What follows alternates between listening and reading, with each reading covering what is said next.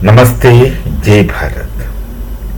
BRICS initially used to be a, an association kind of get together of uh, India, Brazil, Russia, China, and of course South Africa initially.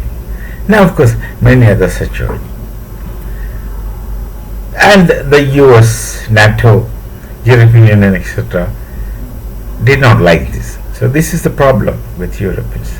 They want things for themselves. They want to everything for themselves, and then don't want others to do anything. They don't want anyone else to progress. The US especially do not want any other nations to be economically progressing, technologically progressing. But then that's their attitude, which have been demonstrated through many of their actions. I need not to make a demonstration of it, which people should know. So BRICS came into, and then BRICS did not become very strong because of various reasons which you understand well. Now, because of this tariff drama, BRICS, they were compelled to forget whatever small difference they had, if at all. But then, on being the lethargic side in the past, they were forced to forget being lethargic, and they were forced to get active together, because that's a question of the existence of others not in the American game.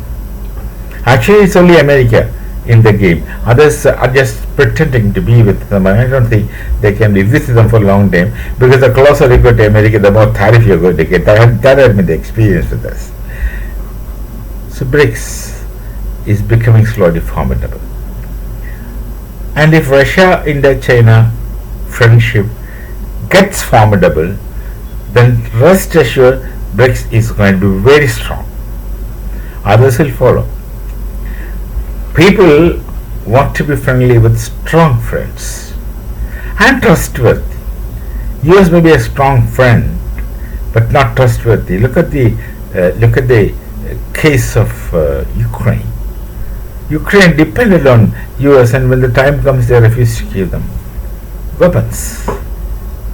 See, it's US who made Ukraine fight all this war with Russia, mighty Russia, and then when after some day they get fed up of giving weapons to them, and one fine morning he'll say, no, you find out from somewhere else, I'm not going to give. Look at that. This, of course, is treachery and deception. What else? You have to call this treachery and deception.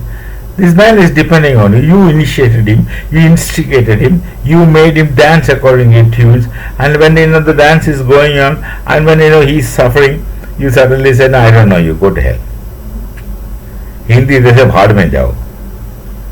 To that extent, that's what is happening. So BRICS becomes stronger because of this tariff game and the attitude of others, including European Union. But European Union, there are nations which are sensible enough to understand the folly of what they had been doing. Probably they will make reparations in convenient manner which suits them better or suits them best. But this makes BRICS stronger and possible. And there have been discussions, I don't know to what extent, to make something like a BRICS currency. Now that's going to really break the backbone of American dollar, because people I'll call it as foolishly. People have been foolishly trading in American dollar. What's there any need? Why all these years nobody had found out alternative? What is the credit to American dollar? Don't you think American dollar is as good as any other currency of any other nation, with a little bit plus minus variations? Some currencies may be better, but this has become a convention, and people have been blindly following it, and that makes America more of a bully.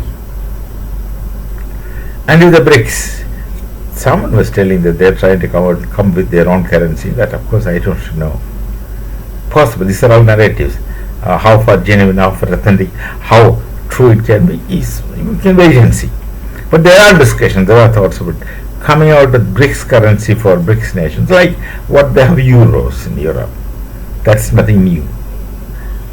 But that alone is not that is one thing. But there's yet another thing.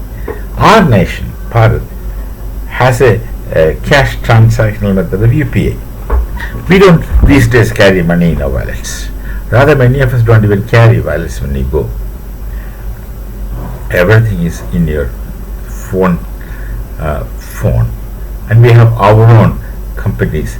Initially, it was Google Pay, which belonged to Google. Then it became Phone Pay, which is a company of India, part of the company. So most people, nationalists especially, they switched over to Phone Pay.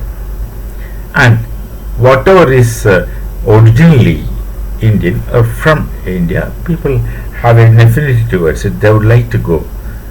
This is a normal thing with the most people. Inadvertently, it is happening. It's ours. We'll work. So we don't carry money in our pockets. We can scan a QR code which is available with everyone. Everyone has got a personal QR code.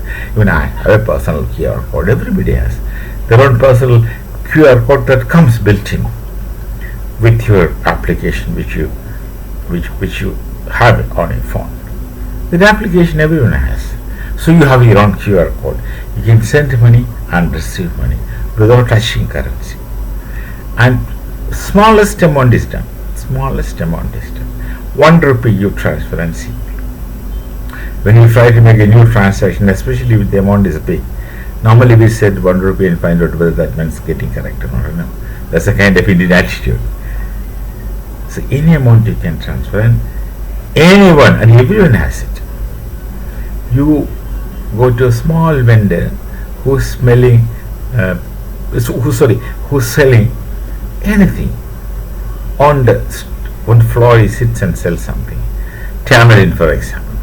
And during season, this tamarins, some people will bring from their home and put it on a sheet of something, plastic sheet, and sit there for 2 hours in the evening, sells it and get away. Even that one will have a QR code with it, which he gets printed and kept it, in a small paper. Gets printed and kept it. Maybe he laminates it and keeps it there, and you go and pay. This system we have in Bharat. No one's carrying wallet at all. No one is carrying wallet, especially for some identity, except for this identity cards and thing. We don't even carry credit cards. We don't even carry debit cards. Everything on this UPI that we have very successfully going on in our nation, Bharat, for quite some time. This can become, of course, now I heard that 5 more nations of this method, they have adopted this, including France. Now, this can be connected in an international manner. For example, suppose an amount of money which I am transferring from rupees to ruble. The technology is such that it automatically converts it to ruble with some conversion platform, which is conversion yardstick, which they easily can adjust and make it real, and then it functions, it works. Then money gets transferred, so we don't need money at all. You can transfer money, buy and sell in your own currency. Suppose I go to Brazil, I'm trying to buy a bed sheet from a shop. He tells me whatever is the money, and then I say how much it should be.